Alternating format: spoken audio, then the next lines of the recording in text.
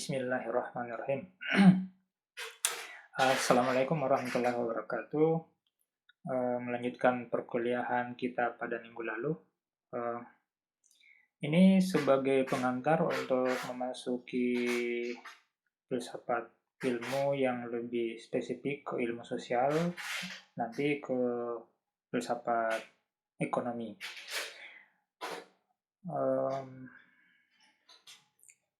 Meskipun pada fase-fase awal perkembangan filsafat, ilmu itu didominasi oleh ilmu-ilmu alam. Itu bisa kita baca pada berbagai referensi di buku-buku filsafat ilmu. Nah, oleh karena itu, karena filsafat ilmu alam itu penting, bukan sensu alam ya, filsafat ilmu alam, akan kita uraikan sekilas bagaimana perkembangan revolusi sains awalnya. Ada yang bertanya, mahasiswa, kenapa harus berfilsafat? Apa bedanya filsafat dengan filsafat itu sendiri? Jadi filsafat sebenarnya itu bisa dia sebagai produk, bisa dia sebagai aktivitas. Jadi kalau dia sebagai produk berarti itu adalah hasil pemikiran para filosof. Dan kalau sebagai produk bisa saja Anda atau saya menolaknya. Tetapi kalau filsafat sebagai alat untuk berpikir, maka sebaiknya kita setuju dan tidak menolaknya. Apalagi kita sebagai orang yang berakal. Karena pada hakikatnya kecenderungan setiap orang yang berakal itu mencari pengetahuan sampai ke akar-akarnya. Jadi proses bertanya secara terus-menerus sampai menemukan akar permasalahan, sebenarnya itu adalah praktik-praktik berfilsafat. Jadi berfilsafat sebenarnya seperti belajar mengendarai mobil, ya. Bagaimana memasukkan perselang, bagaimana menginjak gas, dan seterusnya. Berbeda dengan kalau hanya sekadar mengungkapkan bagian-bagian dari mobil. Ada joknya, ada pintunya, ada kacanya. Nah, jadi sekali lagi, berfilsafat itu adalah seperti orang belajar melakukan aktivitas. Seperti tadi ya, belajar mengendarai mobil, belajar memasak. Jadi kita terlibat di dalamnya. Bukan sekadar menyampaikan komponen-komponen dari apa yang kita pelajari. Nah, sama juga di topik filsafat. Banyak orang yang jago sekali menghafalkan tentang teori-teori filsafat. Dia paling hatam tentang teorinya Socrates, dia paling hatam tentang Plato, Aristoteles, René Descartes, dan seterusnya.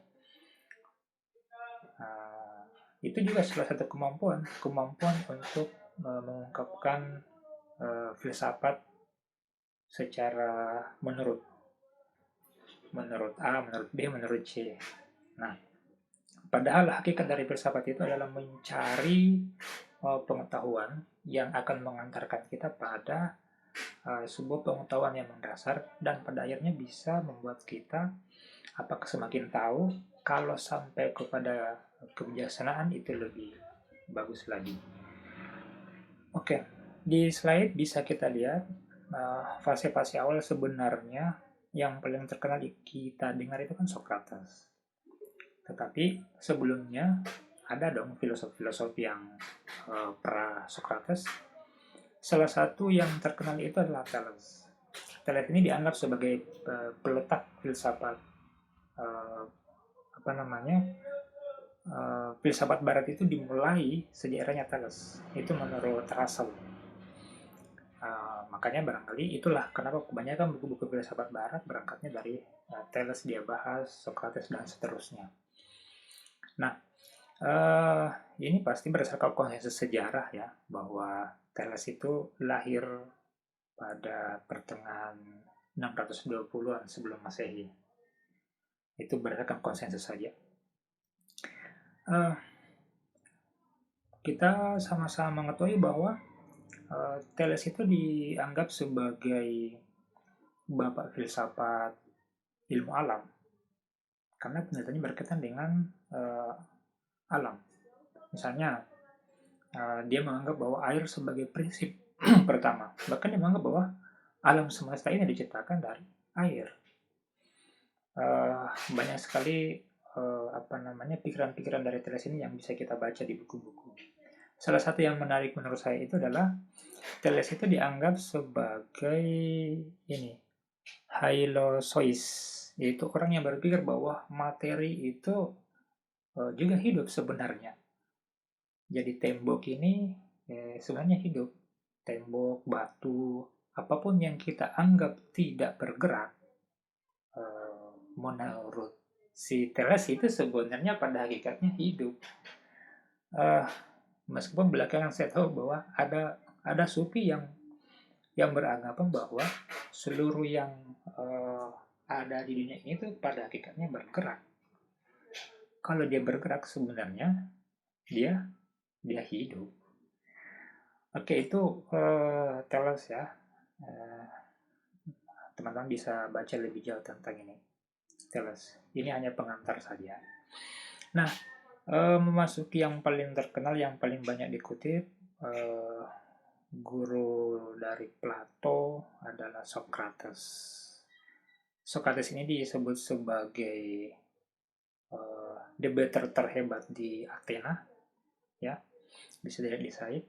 Ini saya mengambil dari sumber tulisannya pakai bahasa Inggrisnya langsung. Jadi kalau misalnya sekalian saya belajar gitu ya, kalau misalnya penjelasannya tidak pas ya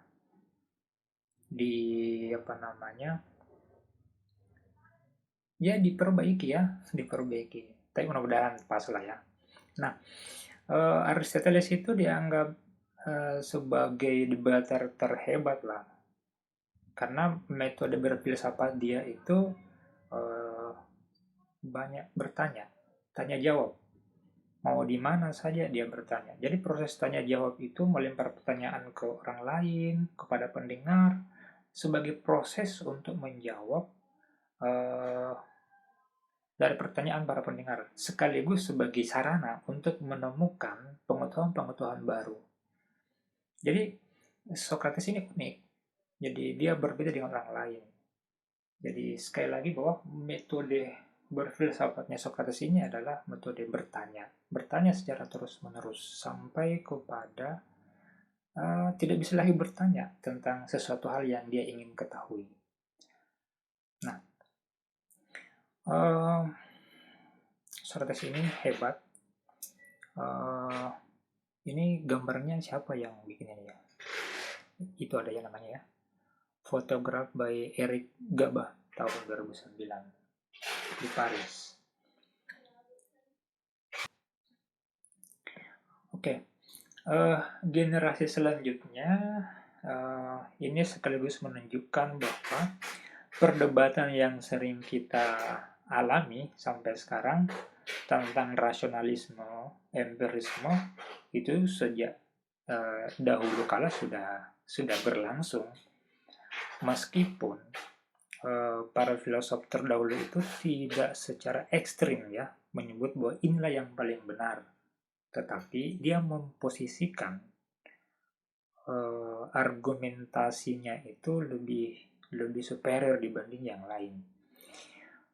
Plato misalnya mungkin kita sering menyebut sebagai bapak idealis. Plato misalnya memperluas pendekatannya tentang critical thinking ya, yang memosisikan bahwa rasionalitas itu hanyalah satu-satunya cara untuk memperoleh pengetahuan yang benar. Meskipun pasti dia tidak menafikan bahwa sebelum dia berargumentasi menggunakan akalnya, dia butuh fakta-fakta yang dia bisa serap dari matanya, telinganya. Jadi sepertinya bukan berarti bahwa fakta-fakta empiris itu tidak penting. Tetapi untuk memperoleh pengetahuan yang benar, rasionalitas adalah jalan satu-satunya menurut Plato. Nah, Nah, inilah uniknya karena muridnya sendiri berbeda dengan gurunya, Aristoteles. Aristoteles malah eh, meskipun tidak menolak rasionalisme, tapi dia lebih cenderung kepada empirisme, observasi ilmiah tentunya, ya, bahwa pengetahuan itu harus berdasarkan kepada observasi terhadap fenomena. Nah, fenomena apa saja yang bisa kita observasi? Berdasarkan observasi itulah kita akan memperoleh pengetahuan-pengetahuan baru, bahkan sampai kepada kebenaran. Jadi, meskipun beberapa gagasan Aristoteles kita pandang sebagai rasional, tapi sebenarnya dia adalah observator ulung.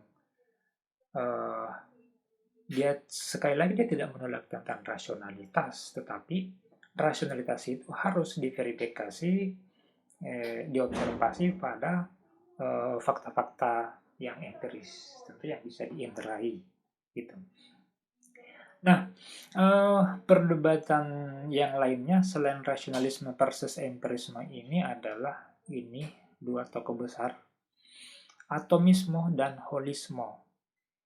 Ini sepertinya dua dokter ya, dokter di Yunani kuno. Demokritos yang menurut penulis buku ini mengelompokkan dia sebagai aliran atomistik. Bahwa untuk bisa mengetahui alam semesta lah misalnya, jadi harus dipecah-pecah dalam hal-hal yang kecil, harus ada reduksionisme.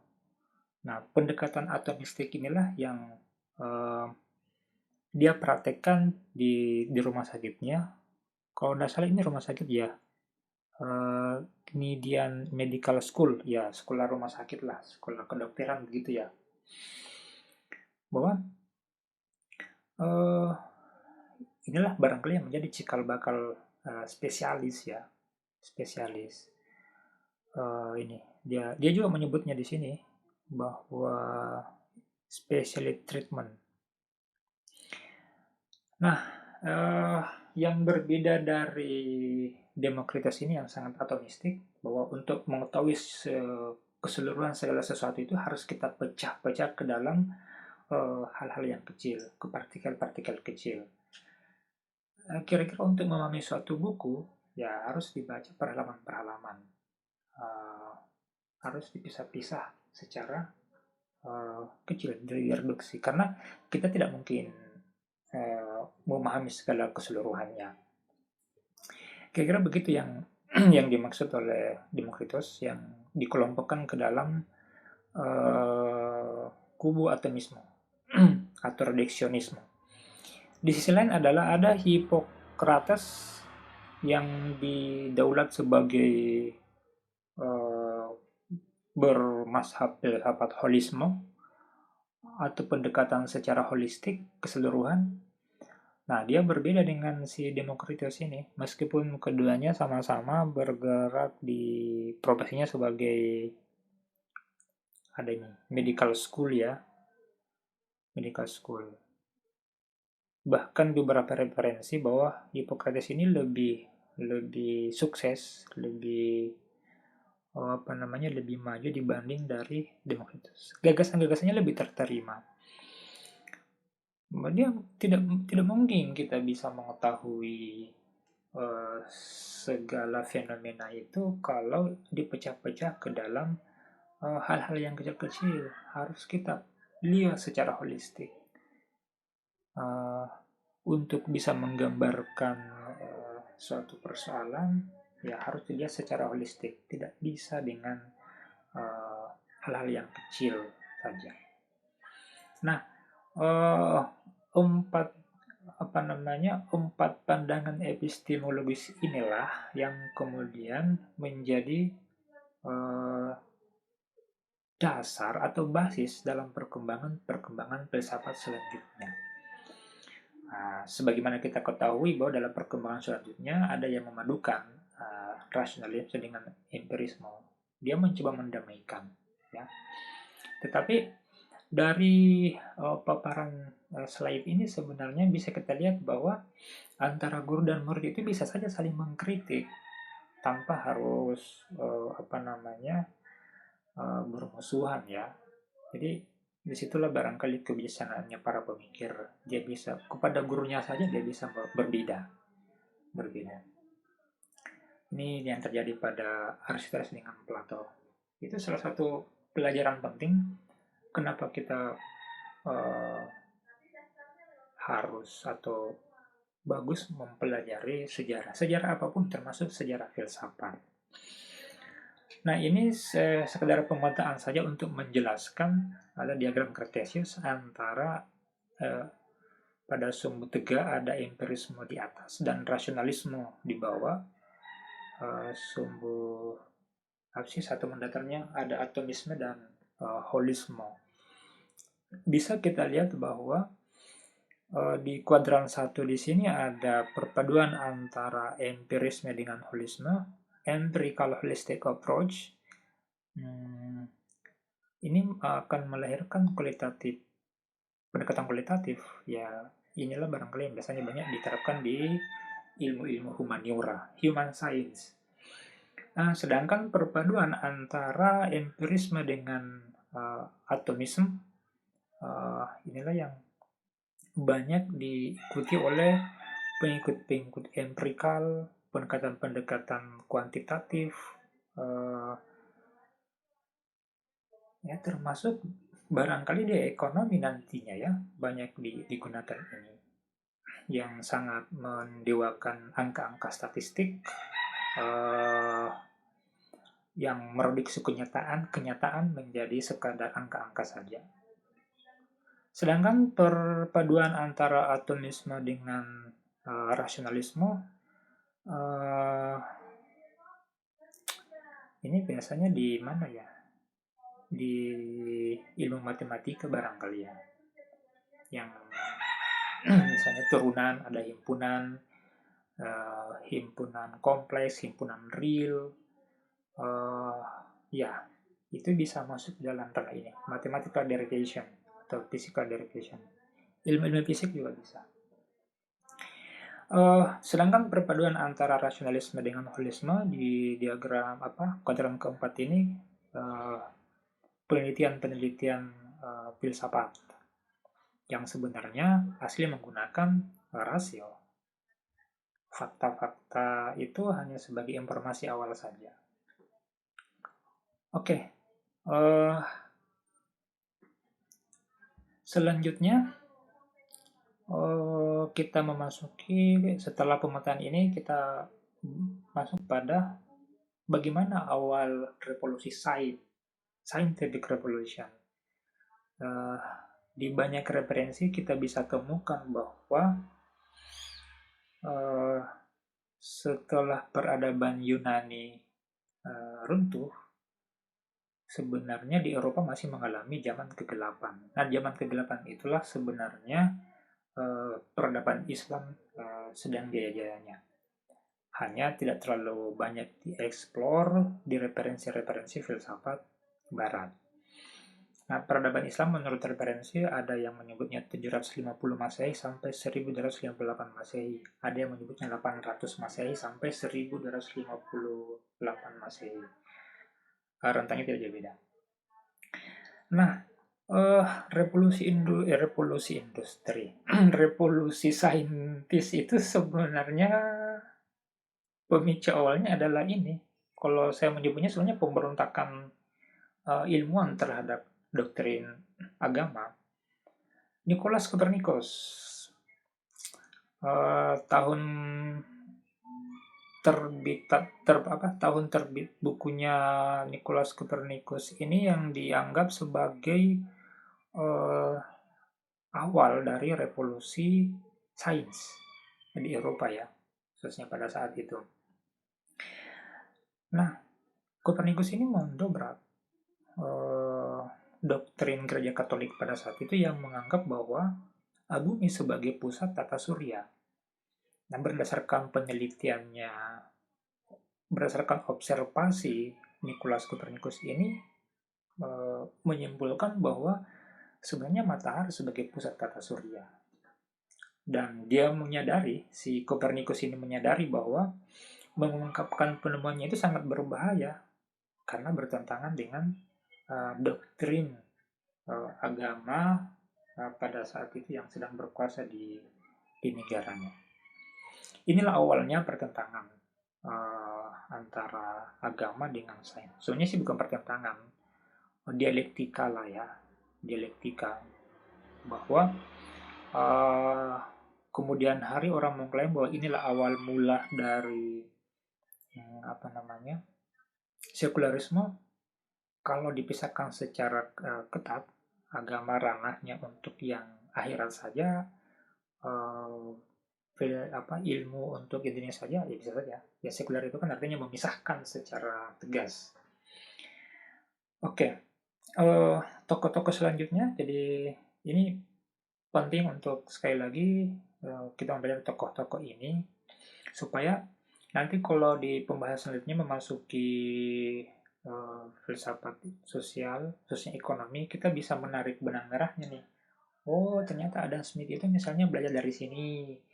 Karena sekali lagi di filsafat ini sebenarnya tidak ada hal yang benar-benar baru. Mungkin dia mengembangkan dari pemikiran-pemikiran sebelumnya, terus disempurnakan. Nah, begitu juga di sains. Nah, seperti ini, bahwa tidak ada yang benar-benar baru. Itu hanya pengembangan saja. Galileo Galilei, tokoh selanjutnya. Galileo Galilei ini dia mendukung gagasan-gagasan Copernicus. Meskipun sebenarnya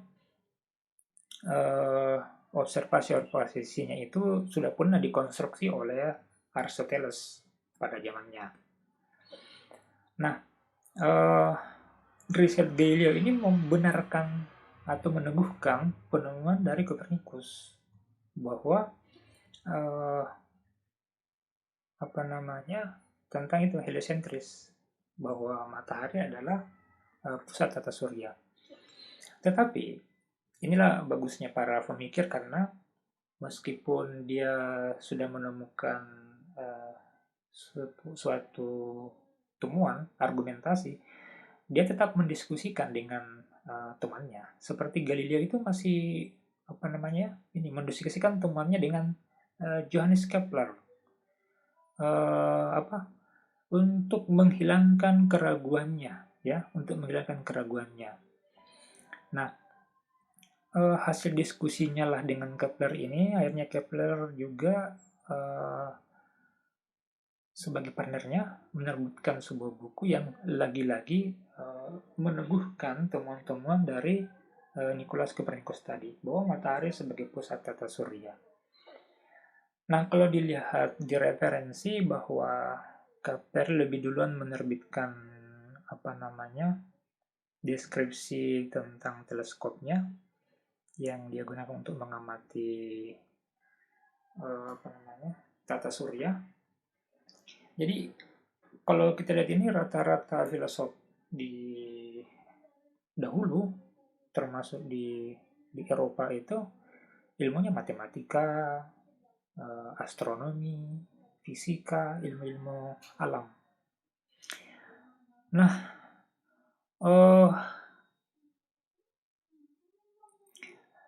Galileo Galilei ini semakin berani setelah diskusi dengan Kepler, melakukan observasi, dan semakin meneguhkan keyakinannya bahwa doktrin yang mengatakan bumi sebagai tata surya itu salah. Nah, Galileo juga mengklaim bahwa suatu teori yang nampaknya kompatibel dengan observasi harusnya jika observasinya tidak sama, maka teorinya biasa saja salah. Theories are being wrong. Nah, Eh, pada karya-karya Galileo inilah yang kemudian banyak dijadikan sebagai referensi oleh Newton juga dan Galileo. Newton dan Einstein. Eh, bahkan Galileo ini punya apa namanya? Punya kesamaan selera lah dalam bidang matematika dan astronomi. Nah, berkenaan dengan Galileo ini yang punya teropong, saya mengingat suatu cerita dari hasil penelitian juga beberapa bahwa uh, dulu kala ada teropong di kerajaan Guatalo. Bahkan beberapa referensi menyebutkan bahwa itu adalah hadiah dari Galileo Galilei yang diberikan kepada Karaeng Patinggaluan. Ini saya mencoba beberapa mencari referensi bahwa sebenarnya yang pertama kali menemukan teleskop itu siapa? Benarkah Galileo? Ternyata tidak juga. Uh, ada namanya siapa? Abu Ishaq Ibnu Jundub. Ya, uh, dia katanya yang pertama membuat ya semacam prototipe lah barangkali ya, yang sederhana tapi kemudian belakangan dikembangkan oleh Galileo Galilei. Makanya saya bilang tadi bahwa sebenarnya di dalam dunia pemikiran tidak ada yang benar-benar baru. Kalau ada yang baru, biasanya ada referensi sebelumnya. Itulah pentingnya kita mempelajari sekali lagi sejarah, termasuk sejarah filsafat. Jadi tidak apa-apa untuk sementara ya kita belajar tentang sejarah filsafat dulu. Harapannya dengan memahami sejarah itu kita bisa mengembangkan model berfilsafat sendiri. Karena setiap orang pasti berbeda-beda. Nah, bukti yang lain yang bisa meneguhkan bahwa ternyata antara Karaeng Patinggaluan dengan Galilei itu ada kontak. Ini saya mendapatkan referensi hasil penelitian juga yang menyebutkan bahwa ada hadiah yang tiba di kerajaan Banten yang dari Inggris yang katanya itu untuk Karaeng Patinggaluan. Ya, ini for Karaeng Patinggaluan who had become a rule of Fatalo pada tahun 1938. Ini tidak bisa apa namanya, ini bukan sekadar klaim-klaim sejarah karena bukti-bukti empirisnya ada teropongnya, ada risetnya, bahkan orang Belanda juga mengetahui. Nah, ini gambar saya dapat dari mana ya? Oh, dari sini, dari Pinterestnya Pak Arsuka. Oke, bisa dibayangkan pada saat itu kerajaan kerajaan Gua Talo itu sudah membangun kontak dengan Galileo Galilei. Artinya apa? Itu bisa menjadi apa ya, semacam membuka cakrawala berpikir orang-orang kerajaan pada masa itu. Bahwa sebenarnya kerajaan ini pernah besar, kerajaan ini. Dan sangat terbuka dengan pikiran-pikiran baru. Jadi kalau misalnya belakangan ini kita melihat orang Makassar sangat tanda petik ya dianggap intoleran terhadap keragaman, mungkin perlu membuka-buka buku sejarah bahwa nenek moyang kita itu sangat open minded terhadap pengetahuan-pengetahuan baru, ya, pengetahuan baru. Nah, ini saya ungkap bukan untuk mengklaim bahwa ikut-ikutan repress, tapi mengingat saja bahwa ada di sini ini siapa namanya, Galileo Galilei. Saya teringat langsung dengan teropong Karaeng Patinggaluan. Oke, fakta yang lain yang bisa kita lihat yang banyak berarti adalah ini dia peta. Peta ini saya dapat dari oceanografinya LIPI, ya. Peta dari gambar ini soalnya menggambarkan, memberikan informasi ke kita. Katanya ini peta dunia diproduksi oleh ini John Blow tahun 1662 di Amsterdam. menunjukkan gambar tokoh kartografer legendaris Gerard Mercator di pojok. Jadi ini ada di pojok apa nih, barat, dan kerempet tenggelam di pojok yang satunya. Inilah yang banyak orang crop kemudian di share. Ini membuktikan sekali lagi bahwa sebenarnya uh, interaksi orang-orang dulu di Makassar atau di Gua Talo pada saat itu sudah ada kontak dengan orang-orang Eropa yang mengalami fase-fase revolusi revolusi saintis. Nah, tokoh selanjutnya yang tidak kalah pentingnya yang sangat populer juga adalah uh, René Descartes. Siapa yang tidak kenal René Descartes? Yang sangat populer dengan ungkapannya, aku berpikir maka aku ada. Nah, sekali lagi René Descartes ini tetap mengikuti juga pendahulunya yang menyukai bidang matematika dan fisika. Bahkan si Descartes ini berpikir bagaimana memadukan antara matematika dan fisika. Nah, sampai dia punya kesimpulan bahwa alam semesta ini nampaknya following the law, mengikuti aturan-aturan matematika. Coba bayangkan. Jadi alam semesta ini nampak mengikuti pola atau hukum-hukum matematika. Itu saking mendalaminya matematika, ya. Nah, banyak sekali gagasan-gagasan dari siapa? Descartes ini. Dia juga menulis tentang apa nih, yang mendukung Copernicus tentang heliocentric worldview, bahwa matahari sebagai pusat tata surya. Jadi nampak bahwa antara filosof ini, ilmuwan ini juga saling mendukung, meneguhkan, dan itu semuanya dikembangkan berdasarkan riset-riset mereka, observasi mereka. Nah, Descartes yang kita kenal sebagai filosof ini ternyata dia juga mempunyai 3 hukum gerak. Ya, saya tidak tahu apakah si Newton itu menurunkan hukum gerak Newton dari ketiga hukum gerak si Descartes ini. Ini ada 3. Pertama, objek terus bergerak ke arah yang sama kecuali ada sesuatu yang bertabrakan dengannya. Jadi objek itu terus akan jalan ke arah yang sama, linear, kecuali ada yang menabraknya. Mungkin kalau kita menggelindingkan kelereng atau ban di pinggir jalan, itu akan jalan terus. Dia akan bergerak terus sampai ada yang menahannya.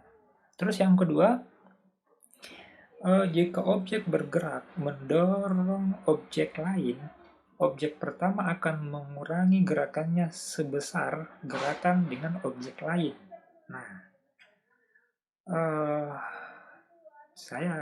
apakah karena ada kesamaan ya antara hukum gerak si Descartes ini dengan hukum gerak Newton yang akan kita jelaskan sebentar.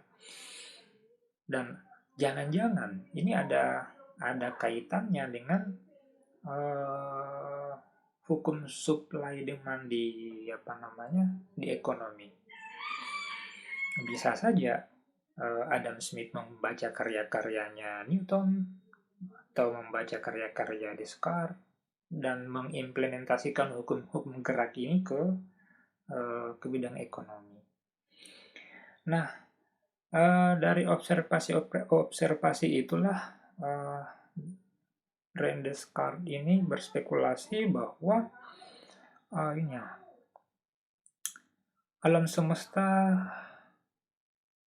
dalam chaos secara spontan bergerak acak ya, dan harus mengumpulkan materi dalam gerakan melingkar yang menempatkan planet-planet di lintasan melingkar mengelilingi matahari.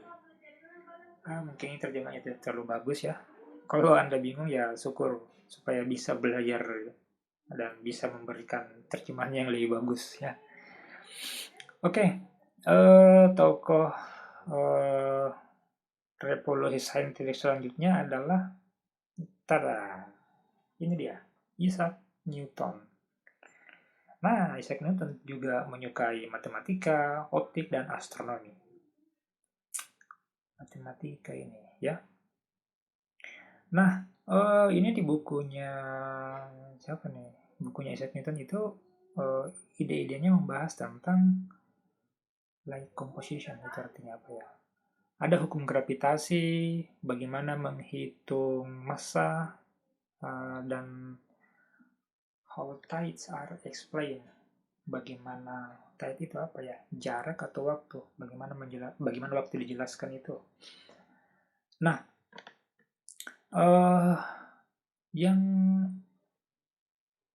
terkenal dari Newton ini adalah hukum